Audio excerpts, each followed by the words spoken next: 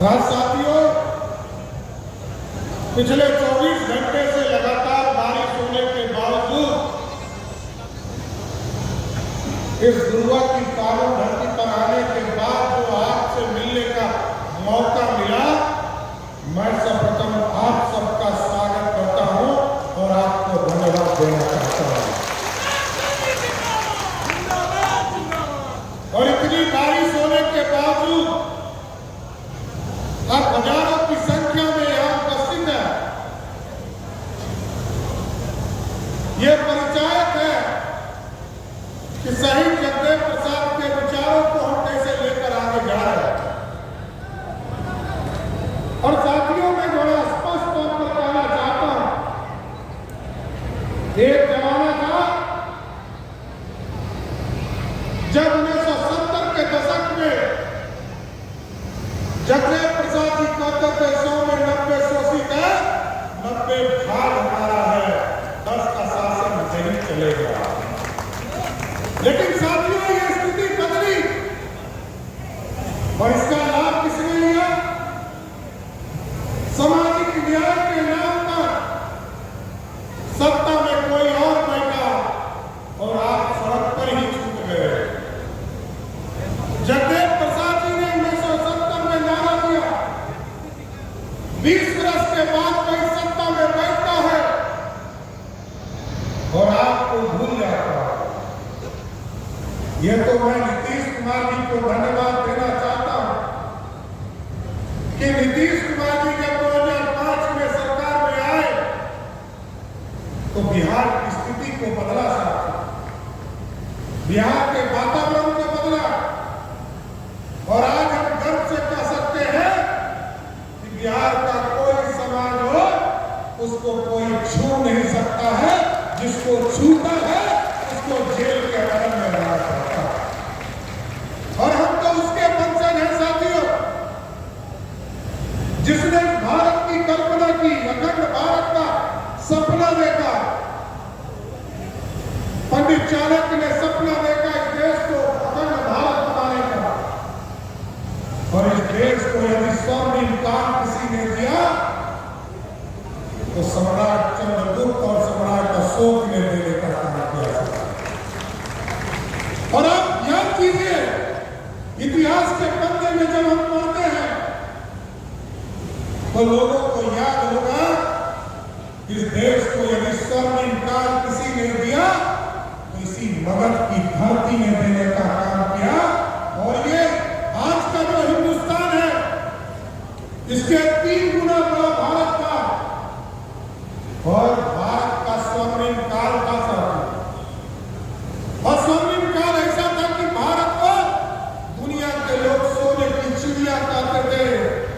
और सोने की चिड़िया को जब मौर्य डायनेस्टी समाप्त हुई साथियों, तो कभी मुगल आए, कभी अंग्रेज आया और कभी आतंकी आए, सबने भारत को लूटा और सोने की चिड़िया को उठाकर ले जाने का काम किया।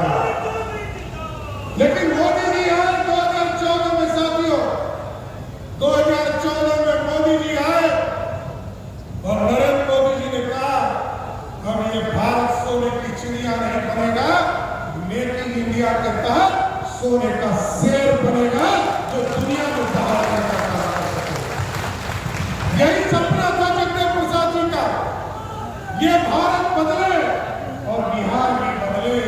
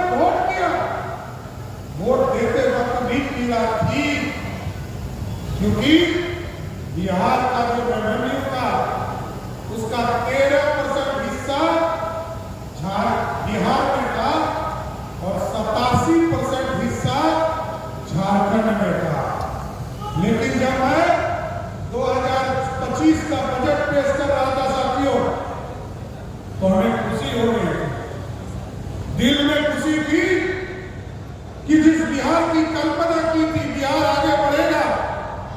हमने तो 6,000 करोड़ का बिहार देखा था। बढ़ते बढ़ते बढ़ते हमने देखा कि 1 घंटा पहले झारखंड में बजट पेश किया, उसका बजट था 1,40,000 करोड़ रुपया और बिहार का बजट था 3,17,000 करोड़ रुपया। ये बदलता हुआ बिहार है। और साथियों मैं जरूर बताना चाहता हूं, आज मैं दिल्ली जब जाता हूं तो आपको मैं बताना चाहता हूं कि झूला लेकर जाता हूं और मोदी जी बोरा में भर कर हमको बिहार पैसा लाने के लिए देते हैं।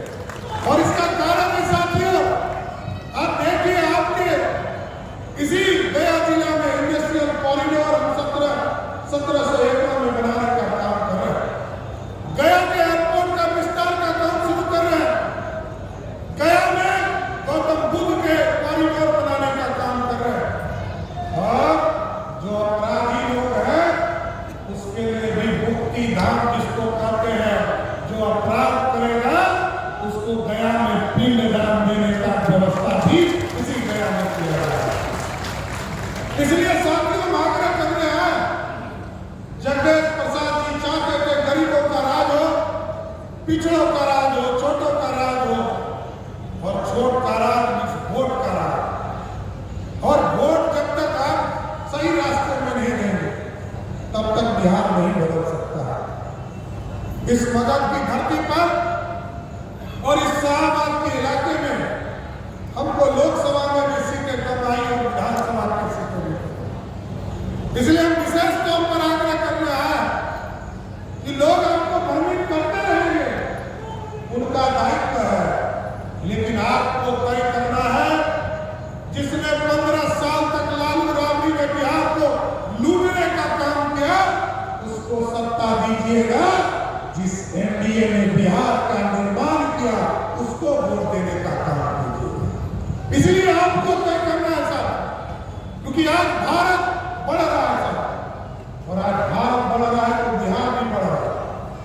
आज तो पहले तो हम कहते थे कि पूंजीपतियों की सरकार है देश में, अर्थव्यवस्था में सिर्फ पूंजीपति पैसा देते थे, लेकिन अब तो मैं गर्व से कह सकता हूं कि बिहार का कोई गरीब हो, जो गरीब 1 डिब्बा बिस्किट भी खरीदता है, वो भारत के निर्माण में जीएसटी देने का काम करता है। ये भारत बड़ा है। और साथियों, क्योंकि मेक इन इंडिया का सपना साकार हो रहा है। आप देखिए, जब 1999 में कारगिल युद्ध हुआ था तो तब चर्चा हो रही थी बोफोर्स कि बोफोर्स तोप से लड़ा गया। लेकिन जब मोदी जी का सत्ता आया साथियों, और पाकिस्तान को करारा जवाब देने का काम किया, और आज भी स्पष्ट तौर पर हम लोग का मानना है कि पाकिस्तान के तरफ से चुटकिया बम भी फेंके तो हिंदुस्तान के तरफ से तोप का गोला पाकिस्तान के ऊपर छोड़ने का काम,